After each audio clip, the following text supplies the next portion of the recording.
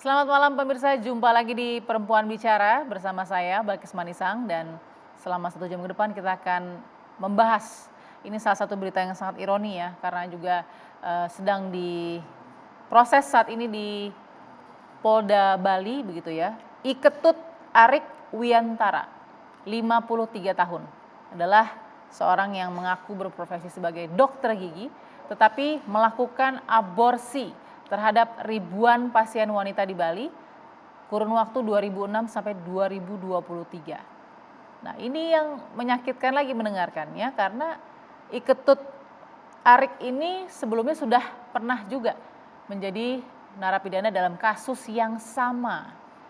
Oke, saya akan membahas ini dengan narasumber di kiri kanan saya, tentunya sudah pakar-pakarnya. Yang pertama saya harus perkenalkan, ada Ibu Rostin Ilyas sebagai aktivis keluarga. Ibu Rostin, apa kabar malam ini? Alhamdulillah baik, cuman suasananya yang gak baik. Iya, ini kita sangat prihatin ya dengan kondisi ini. Tentu di sebelah kiri saya juga sudah ada Ibu C. Juliati Hisham, sosiolog perilaku menyimpang. Ibu C, apa kabar? Alhamdulillah baik Mbak Manisang, ini kabar yang luar biasa Iya. karena ini kejahatan yang luar biasa. Sudah mulai terasa kekesalannya ya Ibu C mendengarkan ini, kita sedih Ya, sekali ya. terima kasih. Nah, dan juga tentu kita harus mengundang dokter kandungan yang asli nih, ya. Juga pengurus dari POGI ya, Dokter Dian Indah Purnama. Dokter Dian, apa kabar? Alhamdulillah baik Mbak. Oke, jadi pelaku ini, Iketut Arik ini mengaku kasihan dengan anak-anak SMA, mungkin yang lebih muda lagi begitu ya, atau mahasiswa yang akhirnya kemudian melakukan aborsi dengan dirinya. Ini pasti saya nggak kebayang beritanya dari mulut ke mulut begitu ya, sampai nama Iketut ini besar begitu ya. Dan kita juga terhubung langsung dengan Kabid Humas Polda Bali, Kombes Pol Satake Bayu Setianto. Pak Bayu, selamat malam. Ya, selamat malam Mbak Bilkis. Terima kasih Pak Bayu sudah menyempatkan waktunya. Kita lihat dulu ya Pak Bayu ya bagaimana perkembangan kasus dari dokter gigi yang mengaborsi ribuan pasien di Bali.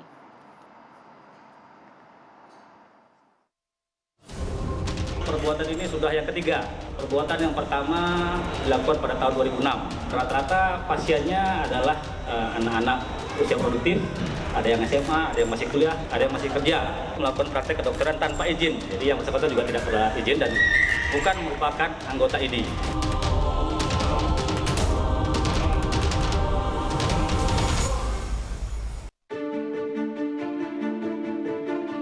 Lebih dari 1.000 orang menjadi korban praktek aborsi ilegal oleh seorang oknum dokter gigi di Bali. Korbannya mulai dari anak SMA, mahasiswi, pasangan suami istri, hingga korban pemerkosaan. Kegiatannya dipasarkan dari mulut ke mulut dan melalui media sosial. Setiap pasien dikenakan tarif 3,8 juta rupiah. Pelaku yang kini telah menjadi tersangka telah 2 kali masuk penjara dengan kasus yang sama. Kepada polisi, pelaku mengaku praktek ilegal ini dilakukan karena ada permintaan aborsi. Pelaku juga kasihan melihat korban yang masih muda.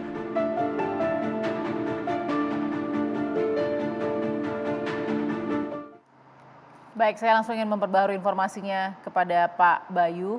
Pak Bayu sebagai Kabid Humas Polda Bali sudah pasti ada perkembangan yang sangat penting Pak, karena kita melihat ini Iketut Arik ini sudah melakukan tindak pidana yang sama sebelumnya menjadi residivis. Silakan Pak, bagaimana asal mula praktik dari pelaku? Ya, memang awalnya kan adanya informasi dari masyarakat terkait adanya dokter yang membuka praktek aborsi atas nama Dokter Arik. Kemudian Polda melakukan browsing melalui internet atas nama Dokter Arik tersebut, didapat alamatnya, kemudian dilakukan penyelidikan ke lokasi.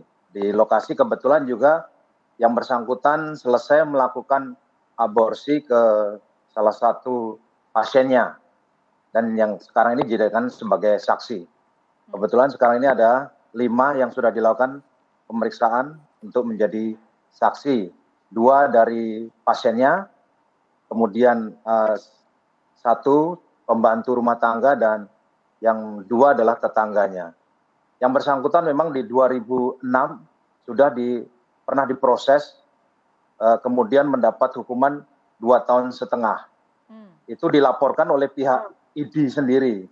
Kemudian di 2009 itu melakukan praktek aborsi yang kebetulan pasiennya meninggal sehingga dilaporkan oleh pihak keluarganya. Dan kemudian kemarin itu pada tanggal 8 bulan 5 2023 yang bersangkutan juga kita tangkap pada saat selesai melakukan kegiatan aborsi. Dan sekarang yang bersangkutan sudah ditahan di Polda Bali untuk mempertanggungjawabkan perbuatannya. Oke. Untuk perkembangannya, yang bersangkutan memang dokter gigi, jadi lulus dokter gigi. Cuma penyampaian dari tersangka, dia tidak menikmati atau tidak senang dengan praktek gigi sehingga beliau tidak ikut organisasi dokter gigi maupun membuka praktek gigi. Tetapi penyampaian beliau, dia malah antusias belajar tentang praktek aborsi dan juga seperti dokter umum yang lainnya. Demikian, Mbak. Oke, Pak Bayu, menarik ini Pak. Saya mau klarifikasi dulu. Jadi benar si Pak Iketut Arik ini adalah atau pelaku ini dokter gigi. Berarti dia lulus sekolah dokter gigi. Betul. Yang bersangkutan lulus dan diwisuda sebagai dokter gigi.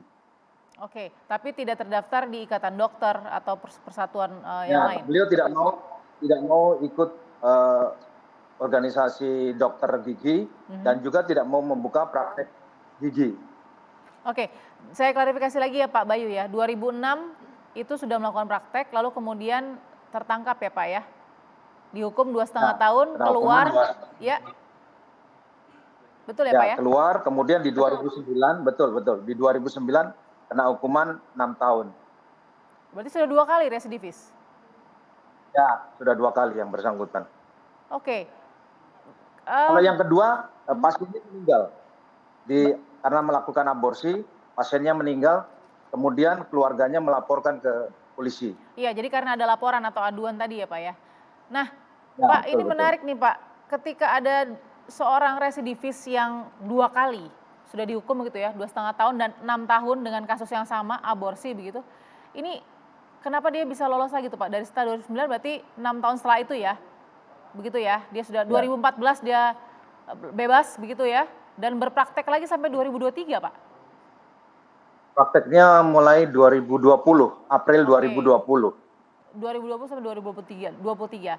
Pernah nggak Pak, Pak Arik ini kemudian entah karena sudah 2 kali residivis juga diperiksa kembali atau mungkin wajib lapor atau seperti apa untuk menjaga-jaga atau paling tidak ada evaluasi? Kalau penyampaian beliau Ya. dari tersangka ini banyaknya permintaan yang kepada yang bersangkutan. Kemudian yang tadi jelaskan karena kasihan tentang masa depan anak-anak yang datang ke yang bersangkutan memang rata-rata usia produktif, masih SMA, masih kuliah, seperti itu. Oke, jadi yang dikatakan oleh Pak Bayu ini walaupun sudah 2 kali residivis agak sulit terendus Pak prakteknya karena yang bersangkutan tidak memiliki klinik, begitu? Ya, betul. Jadi ada rumahnya yang bersangkutan dan tidak dipasang papan seperti buka praktek, tetapi hanya melalui telepon dan pasiennya itu mengetahui dokter Arik ini dari mulut ke mulut saja. Bahwa yang bersangkutan bisa, ada beberapa juga kemampuan yang bersangkutan itu seperti pengobatan kulit, kemudian misalnya yang bersangkutan kalau ada yang sakit demam pun yang beliau obati juga. Wah, oke. Jadi dia terima apapun keluhan yang dia bisa lakukan ya Pak, dalam praktek gelapnya itu ya, praktek ilegalnya yang itu ya. Yang bersangkutan belajar secara otodidak melalui buku maupun media online. Oke, Pak ini ketua, mohon maaf Pak, di daerah rumah tadi yang tidak ada papannya itu ketua RT atau RW atau siapapun tetangga nggak ada yang lapor begitu? Ada kok keanehan nih banyak pelajar datang, perempuan mahasiswa muda datang ke sana begitu? Kalau penyampaian masyarakat yang kemudian yang jadi saksi dia tidak tahu kalau yang bersangkutan membuka praktek. Oke, tidak tahu dan tidak ada laporan ya Pak. Berarti acuh tak acuh begitu di sana ya? Lingkungan, kondisi lingkungan masyarakatnya ya? Lingkungan di sana juga sepi. Pak, boleh kita klarifikasi juga berapa yang sudah dihasilkan oleh Pak Arik ini selama melakukan praktek?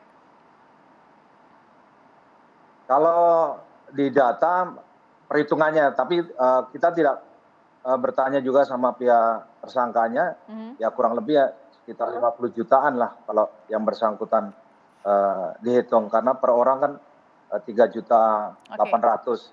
Tetapi ada juga yang beliau menyampaikan juga, ada juga yang tidak membayar tetapi berhutang gitu. Maksudnya pada saat melakukan praktek, karena yang bersangkutan tidak punya uang, dia bisa berhutang. Itu Oke. penyampaian daripada tersangka. Pak, boleh klarifikasi satu lagi ya Pak ya. Ini mohon maaf, jenazah-jenazahnya bayi ini atau janin ini itu diapakan Pak? Ada jejaknya tidak di dalam rumah itu? Sudah dibersihkan ya, antara dibuang di selokan ataupun di toilet. Dan penyampaian juga dari tersangka, beliau saat memeriksa pasien secara intensif juga, kandungan itu antara 2 sampai 3 minggu sebelum 1 bulan. Beliau baru berani melakukan aborsi. Pak Bayu, terima kasih. Saya akan langsung mendengarkan bagaimana pendapat juga dari para pakar yang ada di kiri kanan saya. Sesaat lagi dipersiapkan analisanya Bu Ros. Terima kasih Mbak, selamat malam. Terima kasih Pak Bayu. Ibu Ros sudah banyak yang mau diucapkan, tapi sesaat lagi kita jeda dulu di Perempuan Bicara.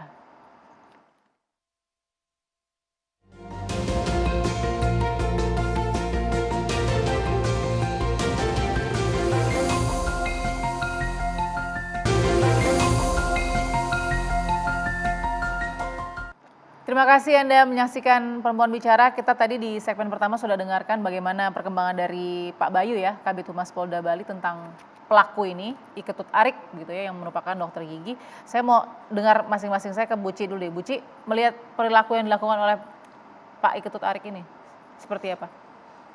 Yang dilakukan oleh Pak Ari sebagai dokter gigi tadi tentu sudah menyalahi keilmuannya ya, pertama itu karena dia kan tidak mungkin bisa melakukan aborsi karena itu adalah spesialis kandungan, obgen ya, yang di bahasa dipakai. Tapi ini dokter gigi nggak ada kaitannya. Biasanya kalau dokter gigi itu ahli bedah gigi, bedah mulut, itu seperti gitu ya, bedah mulut gitu. Tapi nggak ada yang namanya seperti itu. Ini sudah sangat menyalahi aturan. Jadi sudah melanggar undang-undang kedokteran ya, gitu. Jadi dia sudah salah banget gitu. Menurut saya seperti itu. Oke, jadi ini perilaku menyimpang seorang dokter gitu ya? Kalau perilaku menyimpang, iya. Oknum dokter saya harus katakan. Betul. Ya. Ini adalah perilaku menyimpang karena dilakukan oleh dia dengan juga berulang-ulang. Kemudian dia melakukannya dengan sengaja, dengan sadar.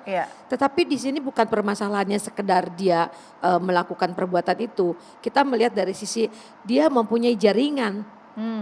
Saya lihat itu. Buci yakin ada jaringan di sekitar situ? Ya. Pasti ada jaringan karena kalau dilihat dari data dari 2006 dia sudah masuk penjara, sudah dilaporkan karena ada korban, kemudian dia masuk penjara dan keluar dari itu dia melakukan hal yang sama kita sebut dengan perbuatan residip. Ya, kemudian dia masih praktek lagi dengan aman, berarti ada jaringan yang melindunginya. Kalau menurut saya begitu. Jadi yang dituntaskan itu bukan hanya pada si dokter ini. Nah, jaringannya itu kita cari. Biasanya seperti begitu. Oke, kita klarifikasi langsung ke Pak Bayu ya. Pertanyaan dari Buci ini, ada jaringankah Pak Bayu yang diindikasikan dalam kasus Pak Arik ini? Dari pengakuan yang bersangkutan mengerjakan sendiri, tidak ada jaringan. Jadi ya, maksudnya lingkungan, silakan Ibu Buci diperjelas. Baik Pak Bayu, maksud saya jaringan itu bukan dia mengerjakan sendiri ditabar dengan temannya, bukan itu. Tapi biasanya di sekitar sana ada, mohon maaf, mucikari, mohon maaf ini. Calo begitu? Ada caloknya. Calo yang akan mengantarkan para orang yang akan melakukan aborsi ke dokter tersebut. Walaupun tadi katanya dia tidak pasang pelang ya, merek apa gitu. Tapi itu promosi dari mulut ke mulut pasti ada orang yang membantunya. Itu yang saya sebut dengan jaringan. Mungkin nanti dia berkomunikasi dengan para angkutan di sekitar situ. Karena pengalaman yang pernah saya teliti ketika saya nyampe di suatu tempat, di lokasi di Jakarta, baru nyampe di depan aja sudah ditanya gitu kan. Sudah berapa bulan Dek? Itu hasil penelitian saya. Silakan Pak Bayu. Jadi ada itu Pak. Silakan Pak Bayu. Ya, kalau itu nanti kita coba kembangkan kasusnya ini ya, terutama Oke. lingkungan sekitarnya dan juga dari HP-nya mungkin nanti bisa kita lakukan lidik. Walaupun sementara ini penyampaian dari tersangka dia kerja sendiri, tidak ada Ya, dalam bentuk jaringan seperti yang disampaikan baik. Jadi Ibu tadi itu misalnya oke. dia dengan orang lain yang menghubungkan, karena memang hanya dari mulut ke mulut dan melalui media internet pengiklanannya itu. Oke, baik Pak Bayu, karena tadi Bu Ci ya sebagai sosiolog mengatakan terlalu hebat mungkin ya bagi seorang Arik untuk bisa melakukan ribuan aborsi itu yang dengan kurun waktu panjang dan selalu dapat konsumen dan selalu aman gitu, kebanyakan begitu ya melakukannya. Oke, dari Dokter Dian melihat hal ini begitu ya, satu dia dokter gigi melakukan hal yang bukan spesialtinya begitu ya. Dan bagaimana sih melihatnya nih Dokter Dian kasus seperti ini? Iya, jadi yang pertama kali perlu ditegaskan bahwa Dokter Arik ini adalah seorang dokter gigi ya. Jadi dia bukan anggota ID, apalagi anggota POGI. Kalau kita bicara masalah kompetensi melakukan tindakan aborsi, itu kompetensinya ada di dokter obgyn. Ya. Ya. Jika memang kondisi terdesak tidak ada dokter obgyn, dokter umum terlatih mungkin masih bisa, tetapi tidak dokter gigi. Mungkin itu yang perlu jadi sudah pasti secara kompetensi dia ini sudah sangat-sangat menyalahi aturan. Iya. Mengenai jadi kalau Jadi kalau untuk secara kemampuan dia harusnya tidak bisa. harusnya tidak bisa. Berarti dia bisa jadi otodidak melakukan Betul, ini. betul. Nah, Tetapi kalau otodidak itu mungkin otodidak hanya jadi ibarat apa ya? Kalau kita saya analoginya kayak kalau kita bisa nyetir, gitu bisa nyetir otodidak. Ya. Tetapi kita tidak nyetir itu kan nggak cuma sekedar menggerakkan setir, Ya. kemudian pencet gas, pencet rem. Kita juga mesti ngerti gimana cara setting spion misalnya, cara setting apa yang risiko kalau kita melalui perempatan ya. Jadi melakukan tindakan kuretase ya, kalau lihat tadi dari berita kan alat-alat yang dipakai itu banyak alat-alat buat kuret sebenarnya ya. Itu mungkin secara otodidak jepit ini jepit itu langkah 1 2 3 mungkin bisa, tetapi yang tidak bisa dipelajari secara otodidak adalah apa resiko yang mungkin bisa timbul dari tindakan tersebut dan apa langkah yang harus dilakukan jika resiko itu terjadi. oke. Nah, itu yang menetapkan apakah seseorang itu berkompeten atau tidak melakukan suatu tindakan. Oke, jadi intinya secara kapasitas dia tidak berkapasitas. Tidak ada kapasitas. Jadi sangat menyalahi Betul. etika profesi dan juga Tidak hanya etika profesi, kesehatan bahkan dan dia lain-lain. menyalahi undang-undang. baik. Undang-undang dan peraturan pemerintah. Itu yang penting. Dari POGI sendiri tidak ada terendus tidak nama Iketut Arik ini, saya harus klarifikasi. Sebagai pengurus, kan dokter sebagai pengurus POGI juga ya, Betul. Obijin nih, pengurus Obijin ya. Paling tidak ada nggak terendus nama ini? Sama sekali tidak. Tidak. Tidak Tapi ada. selalu nggak harus ada pengawasan siapapun yang menjadi dokter juga. Mengingat Dokter Arik ini memang bukan anggota kami ya. Jadi bukan anggota POGI, jangankan POGI, dia bahkan bukan anggota ID gitu. Jadi ID bukan, POGI bukan, ID bukan, PDGI pun PDGI pun katanya tidak terdaftar pengurus tadi dokter menurut gigi Pak saja Bayu. sudah tidak mengatakan mengenal. Iya, tidak mengenal. Baik, oke. Sesuai dengan tadi penjelasan Pak Bayu ya, memang tidak mau ikut Betul. organisasi alasannya. Oke, Bu Rostin. Jadi dokter gigi yang menjadi dokter aborsi, ini saya agak nggak setuju sih dengan kata-katanya, tapi paling tidak dia sudah sangat berani sekali melakukan kejahatan ini begitu ya, di dekat dengan lingkungan yang pasti banyak masyarakat. Silakan. Ya sebetulnya sih aku enggak kaget ya kayak gini nih ya. Ini yang ketahuan ya. Lah yang enggak ketahuan ya banyak. Yang ketahuan saja angka aborsinya 1.300 Segitu.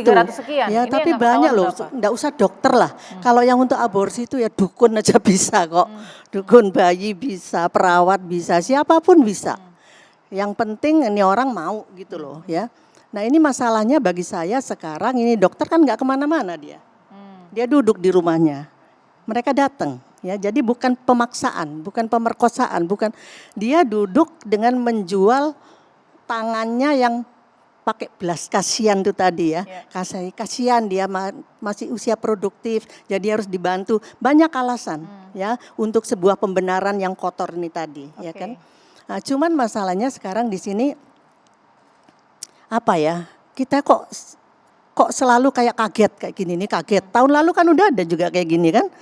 ngomong lagi di sini, ntar kayak begini, ngomong lagi kayak gini terus menerus. Tapi memang kita harus terus menerus bicara seperti ini, karena kalau enggak ini bahaya juga.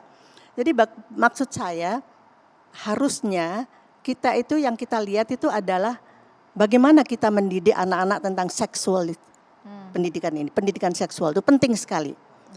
Jadi harus ada preventif edukatif, ya, sehingga dia tahu. Nah ini tadi kalau misalnya usianya masih SMA, SMP, seperti yang kita bicarakan tempo hari, ratusan anak hamil di luar nikah, gitu kan. Nah terus minta izin untuk menikah, habis itu minta izin untuk cuti hamil, gitu kan. Jadi kan dodro gitu kalau aku bilang, apa sih dodro ya, melebar gitu ya. Jadi hal-hal seperti ini yang harus kita pikirkan. Ayolah kita itu berpikir agak panjang sedikit. Kalau kita hanya berpikir secara ini hanya kita akan menangani secara penanganan akibat. Penanganan kasus per kasus dan penanganan yang rehabilitatif, penanganan yang terkaget-kaget. Harusnya kita harus mau mulai jujur pada diri kita sendiri sejauh mana agama itu masuk ke sini. Mau agama apapun gitu loh. Apa sih gitu loh. Terus kemana juga pemerintah melalui apa? Melalui pendidikan. Pendidikan seksual, pendidikan budi pekerti, saking semangatnya loh aku tuh marah sebetulnya. Kesel banget. Jadi hal-hal yang seperti inilah yang harus kita betul-betul bicara bersama, terutama yang di DPR ya. Mereka ngomong, semua partai itu ngomong, ayolah ini paling gampang merusak bangsa kita itu dengan merusak anak-anak kita. Ke depan kita udah nggak punya siapa-siapa gitu loh. Tapi kalau udah kayak begini ya tinggal kasihan. Ya itu Bapak tadi tuh Pak tersangka, maaf ya Pak Bayu, aku enggak mau bilang orang itu beliau, dia tuh tersangka gitu loh ya. Jadi hal-hal yang kayak gini melenceng jadinya saking keselnya. Itu ada ketegasan di situ, silakan. Ketegasan dan kemarahan. Tapi ini harus di stop. Yang di stop siapa? Semuanya. Jadi orang tua pun ayo kita belajar bagaimana kita mendidik di zaman milenial itu tentang sex education. Itu harus. Jangan jadi sebuah tabu lagi, stop itu. Oke, baik, terima kasih Bu Ros. Kita akan sambung lagi karena ini masalah hukum juga ya. Edukasi dan hukum itu kan juga erat kaitannya ya. Sekarang saya tahu 2006 sudah dihukum 2,5 tahun tersangka ini. 2009 tadi informasi dari Pak Bayu sudah dihukum 6 tahun penjara. Mohon maaf ini kan sama dengan pembunuhan ya ibaratnya. Kita nggak tahu jumlah rentang janin yang dikatakan oleh pihak kepolisian atau pemeriksaan. Rentang minggu tadi kan, rentang 2 minggu begitu. Kita tidak tahu pada prakteknya berapa sih jumlah yang kemudian sudah diaborsi dan ini sangat bertentangan dengan hak asasi manusia juga. Kita akan bahas hukum soal ini dan saya menarik tadi Pak Bayu, Ibu Ros bilang mereka datang dengan sukarela karena butuh ya. Nah kita kan sebut korban ya, mungkin bisa dijelaskan status hukumnya soal itu juga, soal korban. Sesaat lagi di Perempuan Bicara.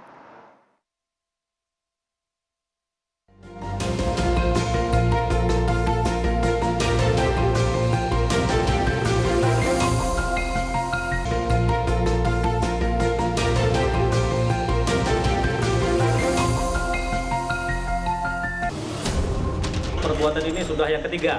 Perbuatan yang pertama dilakukan pada tahun 2006. Rata-rata pasiennya adalah anak-anak usia produktif, ada yang SMA, ada yang masih kuliah, ada yang masih kerja, melakukan praktek kedokteran tanpa izin. Jadi yang bersangkutan juga tidak perlu izin dan bukan merupakan anggota ID.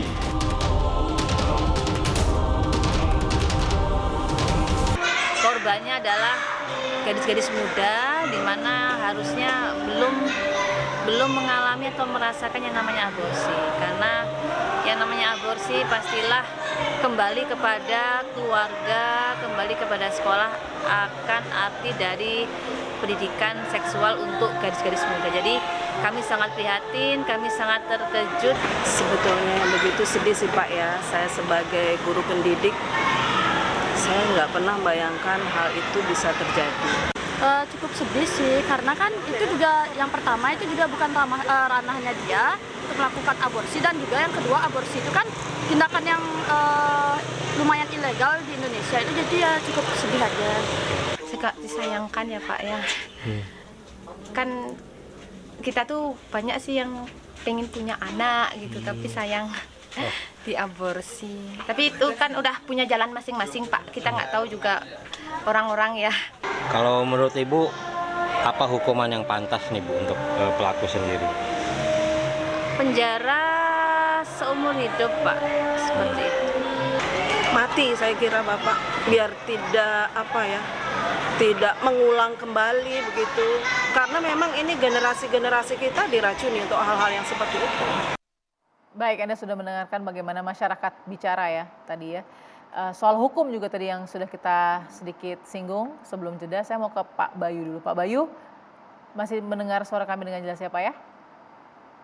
Ya, masih Pak. Baik, Pak, soal hukum Pak, jadi kan ini sudah 3 kali artinya pelaku ini tertangkap ya. Apa yang menjadi ancaman bagi dokter gigi Arik ini? Dan bagaimana dengan saya nggak tahu nih, kalau kepolisian menyebutkannya korban atau pelaku aborsi atau pasien aborsi, silakan. Ya, Pak Bayu. jadi untuk tersangka sendiri kita sangkakan dengan pasal yang berlapis, itu pasal 7 dan 78 Undang-Undang Kedokteran, yaitu nomor 29, juga pasal 194 tentang kesehatan ya, Undang-Undang nomor 36 tahun 2009. Itu ada tiga pasal yang kita sangkakan kepada tersangka. Dan untuk kasus ini sementara ini tersangkanya baru 1, yang lainnya sebagai saksi, sementara masih sebagai saksi.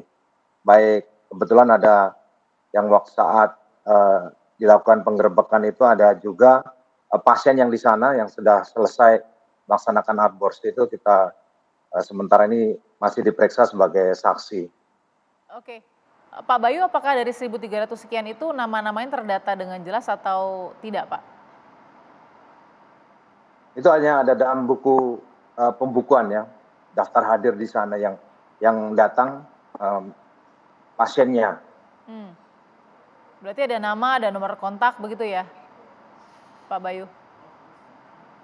Kami hanya mendapatkan jumlahnya saja dan ada mungkin nama seperti nama, alamat, tetapi tidak terlalu jelas di situ.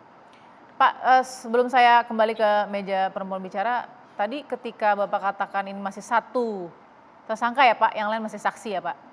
Ya, termasuk dengan betul. Kemungkinan yang tadi Ibu Ci sempat singgung di awal soal adakah bantuan atau sindikat begitu ya, atau jaringan begitu tadi Pak Bayu yang terendus ini kan karena sudah 3 kali Pak, 3 kali kejahatan ini dilakukan di Bali begitu oleh Ketut Arik. Ya, memang kita juga karena dapat informasi dari masyarakat baru kita lakukan tindakan. Kalau tidak ada informasi mungkin juga belum tahu, makanya dengan ada informasi kita lakukan lidik, akhirnya kita dapat kembali yang bersangkutan. Dan petugas, kebetulan juga mungkin petugas yang menangani sudah berbeda. Petugas dari kepolisiannya kan berbeda, jadi di tahun itu beda yang melakukan pemeriksaan maupun melakukan proses.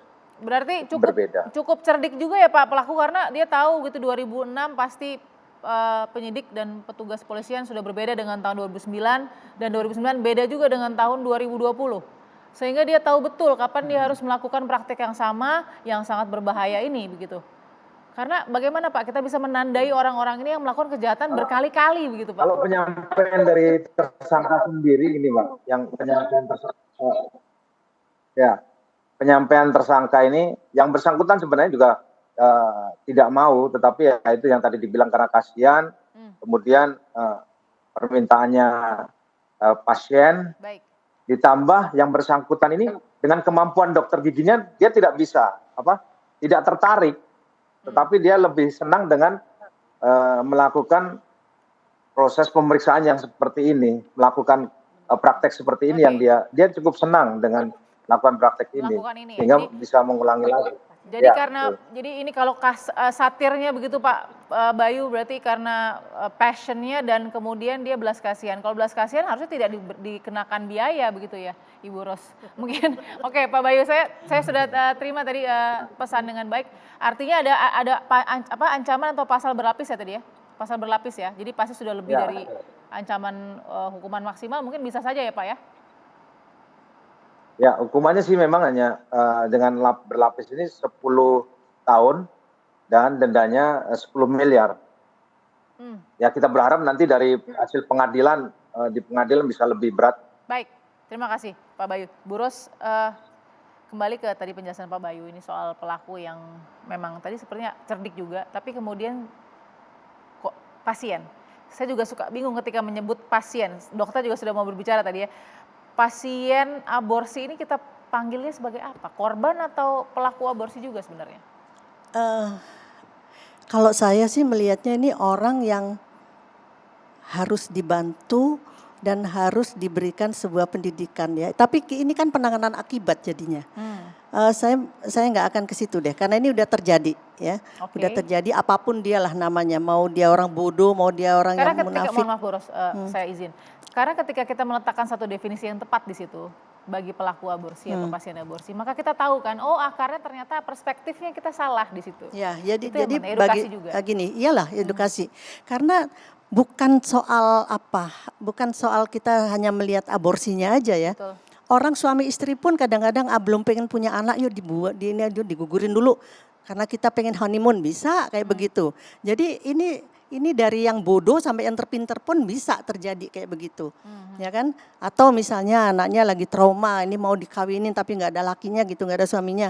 Jadi gimana? Ya udahlah, dibuang aja. Apalagi kalau orang yang punya duit ya, tinggal kirim kemana habis. Itu bukan masalah nggak ngerti atau ngerti, tapi masalah moral dan masalah pertanggungjawaban dia sebagai perempuan, sebagai manusia gitu ya.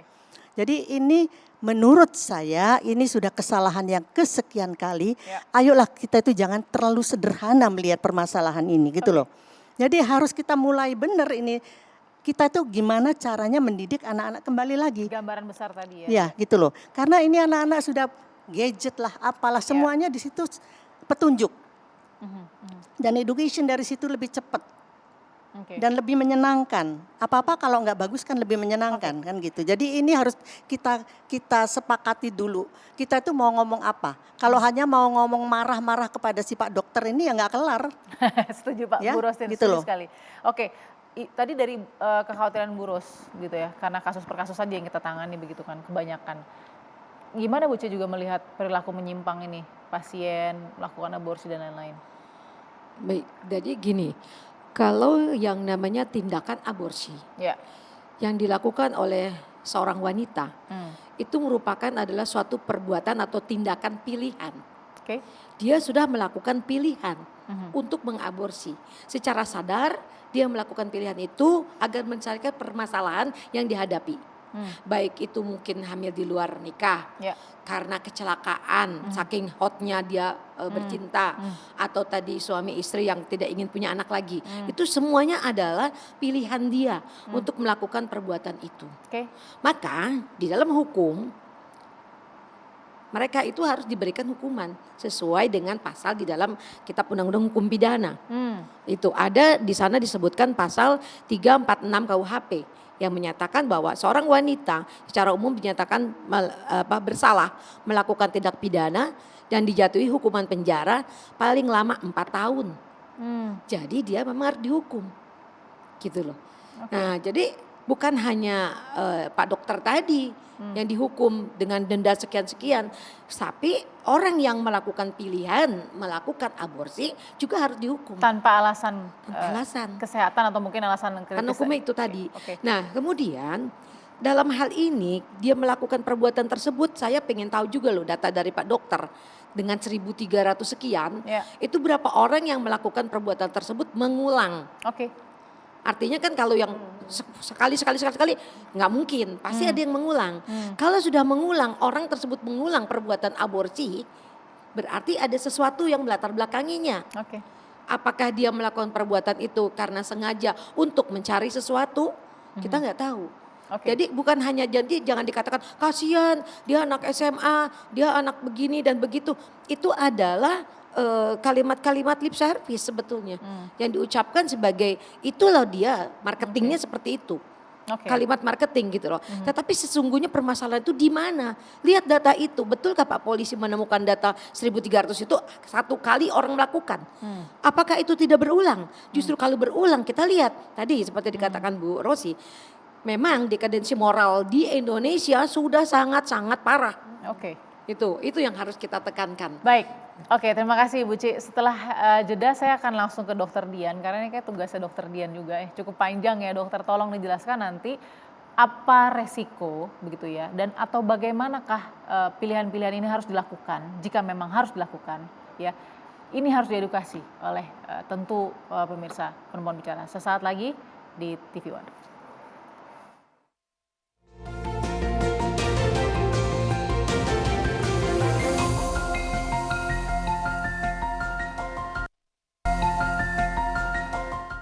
Baik, kembali di Perempuan Bicara ini bagian akhir kita. Mudah-mudahan Dokter Dian nih dok, kita bisa minta ya dok ya. Karena tadi kan pelaku ini tahun 2009 ada korban ya, jatuh korban ya. Sebenarnya apa alasan yang tepat untuk melakukan aborsi dan apa dampaknya jika dilakukan oleh orang yang salah dan alasan yang salah?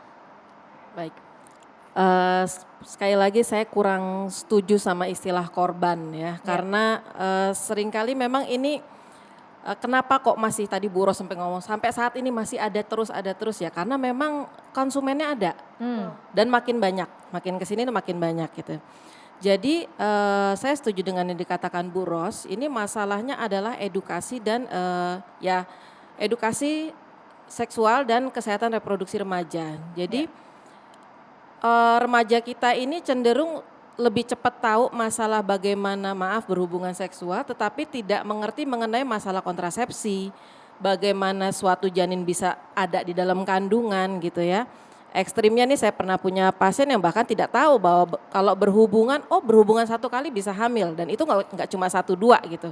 Itu ada beberapa orang yang masih punya mindset bahwa hubungan tuh mesti berkali-kali untuk bisa hamil gitu ya. Dan ini di Jakarta? Jakarta. Jakarta, saya beberapa kali juga ngasih edukasi kesehatan reproduksi remaja untuk anak-anak SMP, SMA, SMK. Ya karena kasus-kasus kayak gini memang makin marak gitu ya. Jadi yang pertama memang ada konsumennya gitu, konsumennya.